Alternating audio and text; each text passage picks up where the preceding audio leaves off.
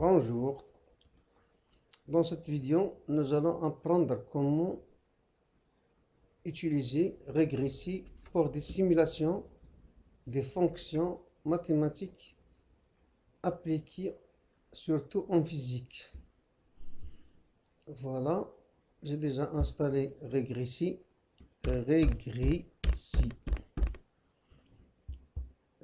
Voilà, l'interface de Regressi s'ouvre.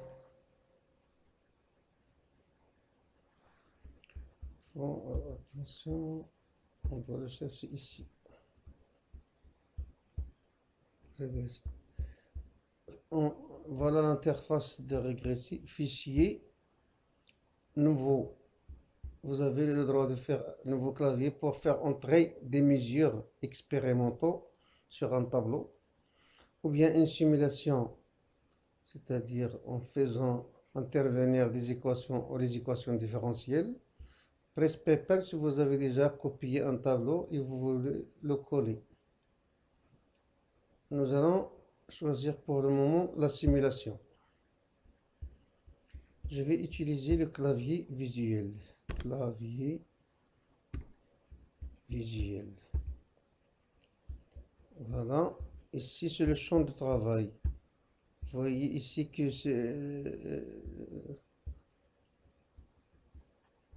les caractères seront non lisibles. Je vais agrandir en cliquant sur clic droit. Vous avez ici la police. Choisir la valeur 20. Attention, je répète. Police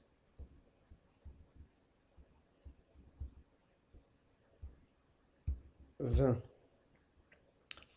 Maintenant, imaginons qu'on veut visualiser la fonction ou la tension alternative sinusoïdale. Il est connu par son amplitude et sa fréquence. Donc, l'amplitude est notée A. J'écris ici A. Je donne à A une valeur, exemple, 12 volts. 12 volts. Et je valide ici. Mettre à jour, c'est-à-dire OK. Puis entrer, c'est-à-dire aller à la ligne. La fréquence, je vais écrire F majuscule et pour apparaître égal. Par exemple, je vais prendre 2000 Hz. 2000 Hz. Et je vais faire entrer. J'ai créé la fonction. Par exemple, x en fonction du temps égale, vous savez, je vais écrire A, amplitude, mais attention en même minuscule, fois multiplié, cosinus ou bien sinus, ça revient au même, cosinus, j'ouvre la parenthèse, oméga t veut dire de pi f. De PF de P c'est 6,28. 6,28 qui multiplie la fréquence qui multiplie le temps minuscule T. Puis je ferme la parenthèse et je valide. Attention, ici, il y a une erreur de syntaxe. Où il suffit d'écrire OK, c'est ici. Attention, on a oublié ici F. Fois F. Maintenant, si je valide, ça va passer. Il suffit maintenant de chercher la courbe. Nous savons que c'est une courbe sinusoïdale. Mais il y a des ajustements à faire ici en ce qui concerne le nombre de points, le maximum, c'est-à-dire l'échelle et l'échantillonnage. Si j'écris ici le graphe, vous voyez que c'est bien un certain des oscillations sinusoïdales. Ce n'est pas parfait. Pour rendre ceci parfait, je vais jouer ici sur le nombre de points. Augmenter, par exemple, jusqu'à 2000, n'importe où, 1000, ça suffit. Je valide. Lorsque je reviens, ça devient un peu plus mieux.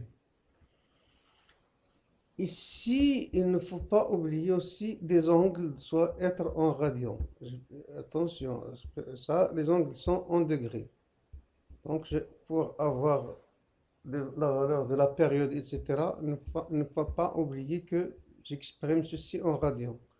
Donc, oui, je valide et je regarde le graphe. C'est à peu près la même chose, seulement on a ici plusieurs périodes. Pour avoir une période ou deux périodes, nous allons changer ici, écrire le maximum, c'est 0,05 par exemple.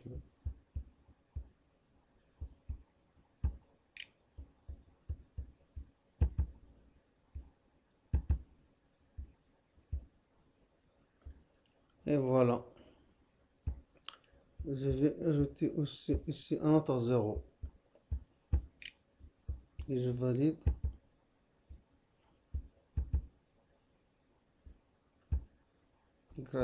Enfin, je vois deux périodes.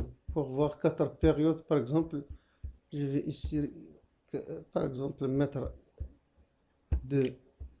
Puis je valide. Graphe. Voilà. Maintenant, c'est bon. Je vais réduire ça. Et abaisser ça. Oh, je peux.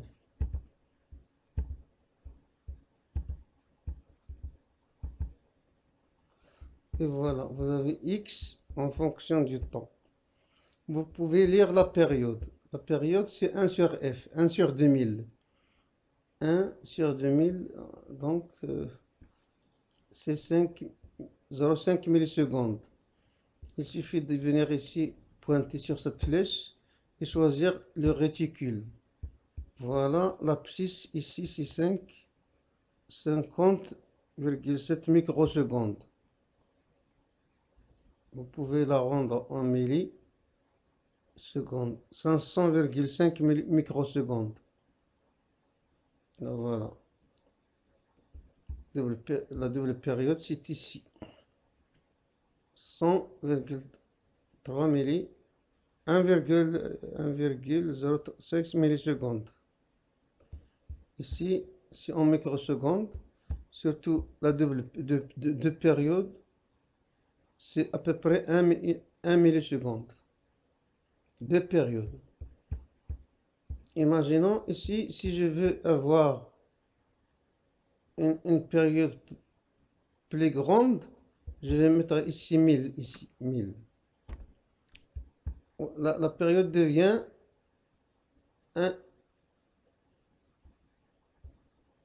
milliseconde.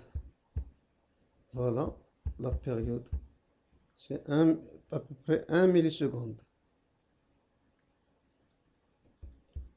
Maintenant qu'on a compris ça, je vais jouer, ajouter une autre fonction.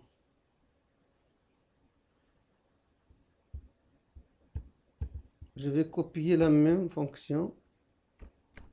Copier.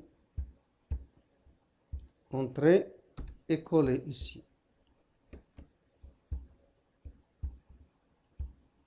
Mais je vais changer un petit peu. Je vais l'appeler Y. Petit Y. Attention ici. Je vais l'appeler petit Y.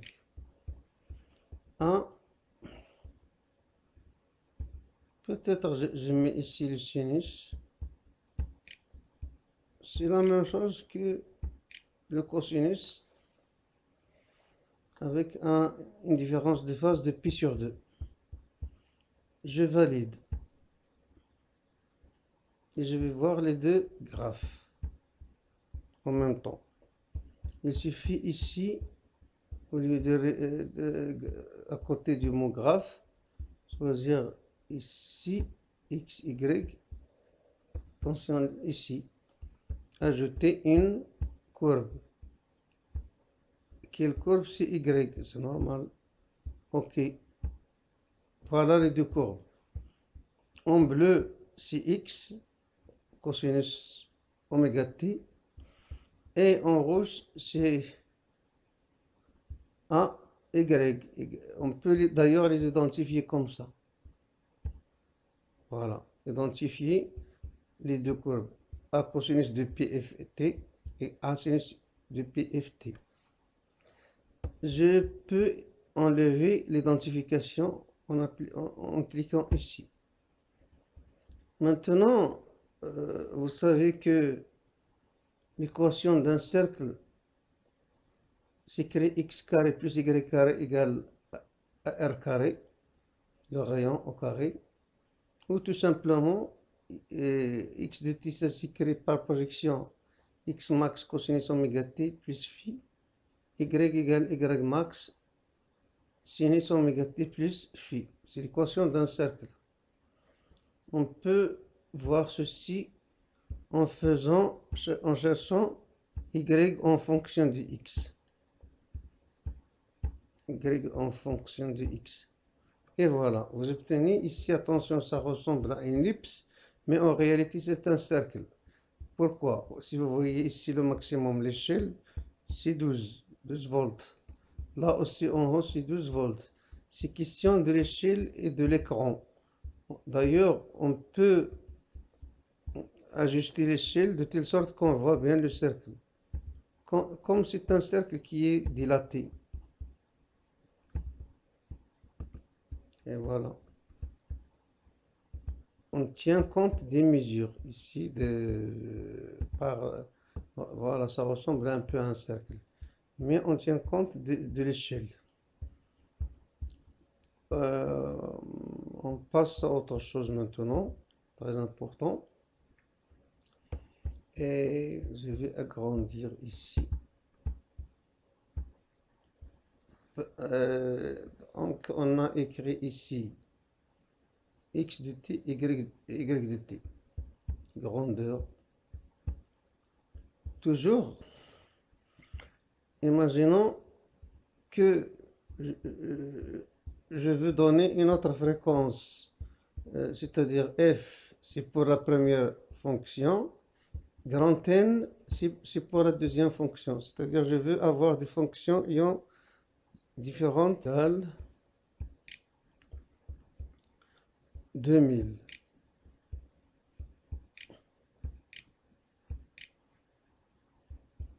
Yes. Et mettre à jour. Ici, au lieu de f, je vais écrire n. Vous voyez, l'une des fréquences c'est 1000, l'autre c'est 2000. Et je mets à jour. Graphe, attention ici cette fois-ci, on obtient ce truc. En physique, ça s'appelle les courbes de Lissajous. Vous avez ici des cercles, ou bien qui veut dire que l'une des fréquences est exactement le double de l'autre. Et pour s'assurer, ou bien être convaincu encore une fois, je vais changer cette fréquence. Je vais mettre 3000. 3000. On verra 3 cercles. 1, 2, 3. Si je mets autant de fois que je vais par exemple 5. 5000. Voilà, je valide. Et voilà. 1, 2, 3, 4, 5. Et maintenant, je peux définir une autre fonction pour entrer z égale plus y.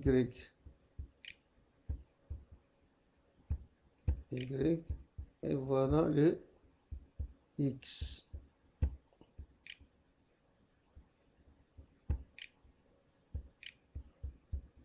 Ça serait que ça, c'est aussi minuscule. Je répète, Y. Et je valide. Normalement, ça, je vais supprimer cette courbe-là, qui est Y en fonction de X. Je vais remettre en fonction du temps.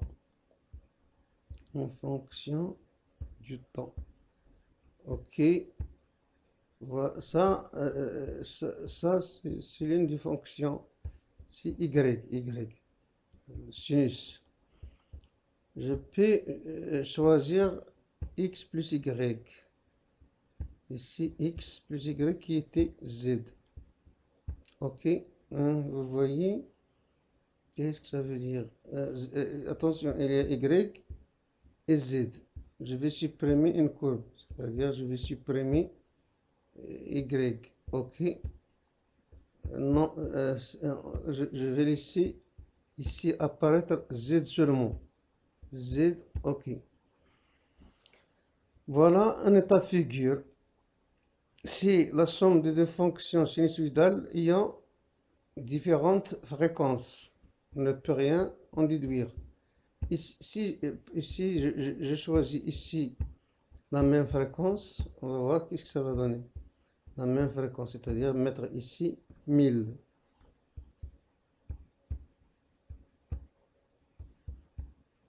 1000, valider, graphe. Attention, cette fois-ci, ça ressemble beaucoup à une courbe sinusoïdale. On obtient une courbe sinusoïdale, mais attention, l'amplitude, ce n'est plus 12, car on a cherché X plus Y. Et l'une c'est cosinus, l'autre c'est sinus. On n'obtient pas dans l'amplitude 24. 24 c'est le double de 12. Parce que les fonctions ne sont pas en phase. Si on veut avoir ici 24 au maximum, il suffit d'écrire ici cosinus. Cosinus ou dans la première sinus. Et de valider. Et voilà, maintenant on est arrivé à 24 dans l'amplitude. Puisque les deux fonctions sont en phase et l'amplitude maximale c'est le double de 12. Lorsqu'ils ne sont pas en phase, ce n'est pas le double, c'est toujours inférieur au double. Et voilà. Maintenant, nous allons visualiser encore une fois la même somme. Hein. Toujours ça, c'est la somme. Graphe, c'est la somme. Z. Z, c'est la somme. Maintenant, je vais rendre un peu les fréquences un peu différentes. Je vais mettre ici 1000 et ici 1050. Je vais mettre ici 50. C'est-à-dire que les deux fréquences sont à peu près égales. 50, validé, graphe. Attention, et je vais visualiser cette fois-ci X plus Y. Et X plus Y, Z.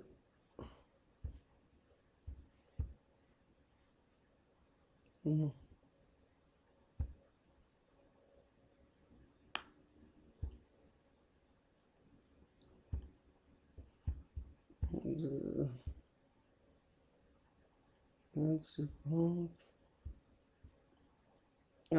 Ça ne change rien puisque on a les deux fonctions en phase. Je vais mettre ici sinus.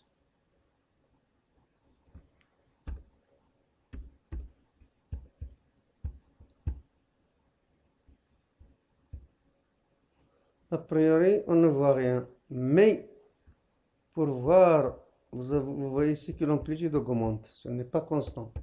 Je vais changer ce maximum, diminuer en 0, c'est-à-dire 0,02 et je vais voir. Voilà. L'amplitude augmente, puis diminue, puis il reprend.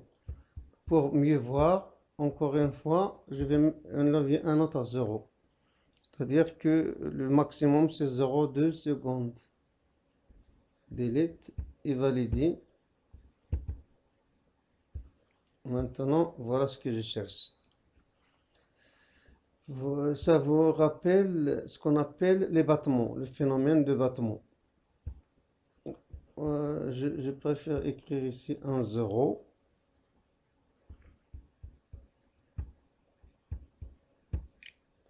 Mais au lieu de 2, je vais mettre 4 par exemple.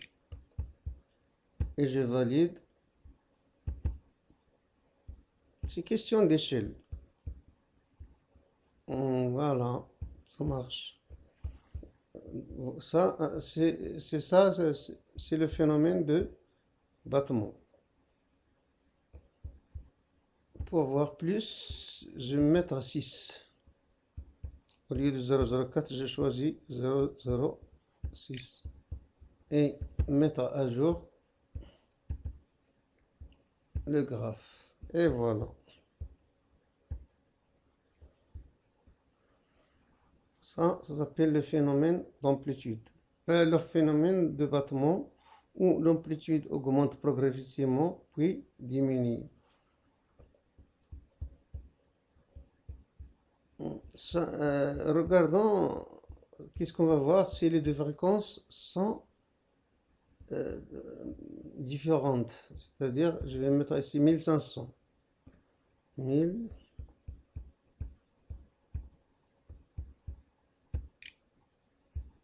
Attention ici.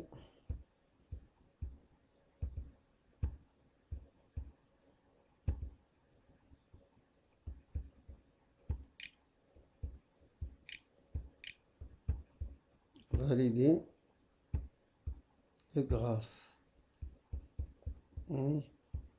Donc ça, il n'y a pas de phénomène de battement. Mais pour avoir encore, je vais écrire ici 1500 dans la première, 1500, 1510 ou bien 1520. 1520.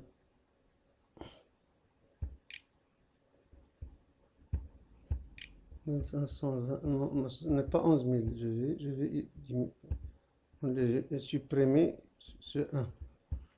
Les deux fréquences alors sont à peu près égales. Valider le graphe. On obtient de nouveau le phénomène de battement. Ce fuseau-là, pour voir plus, je vais agrandir l'échelle.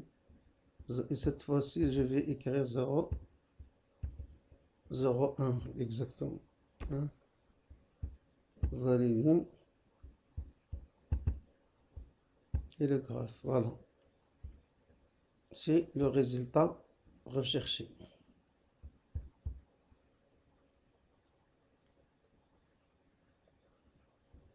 Attention, on va voir si je vais chercher par exemple z en fonction de x ou bien en fonction de y. Il suffit de venir ici les axes x, y et je vais, au lieu de t, je vais écrire en fonction de x. Si je mets OK, voilà. Et si je mets en fonction de y, voilà.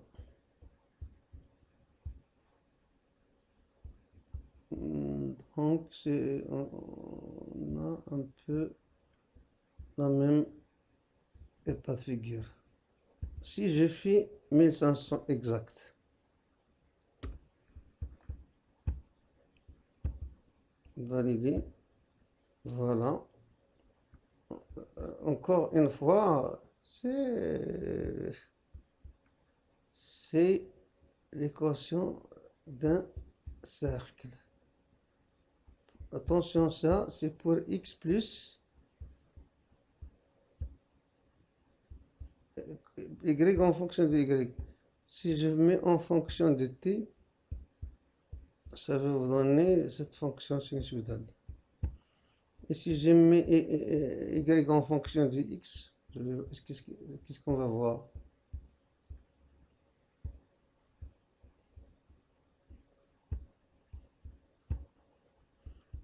Y,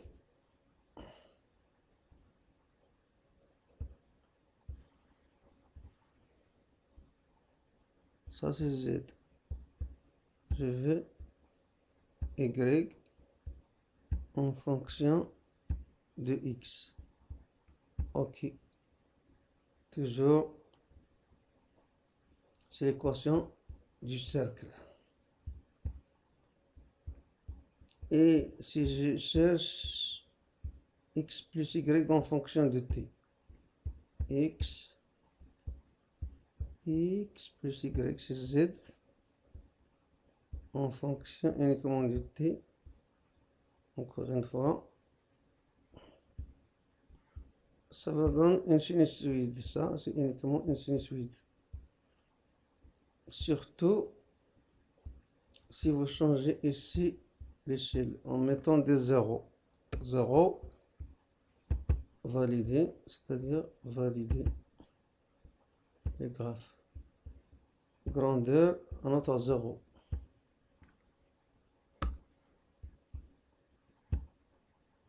Attention, 0 après la virgule, 0.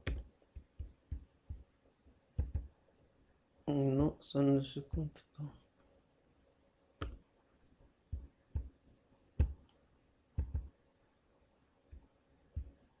Voilà.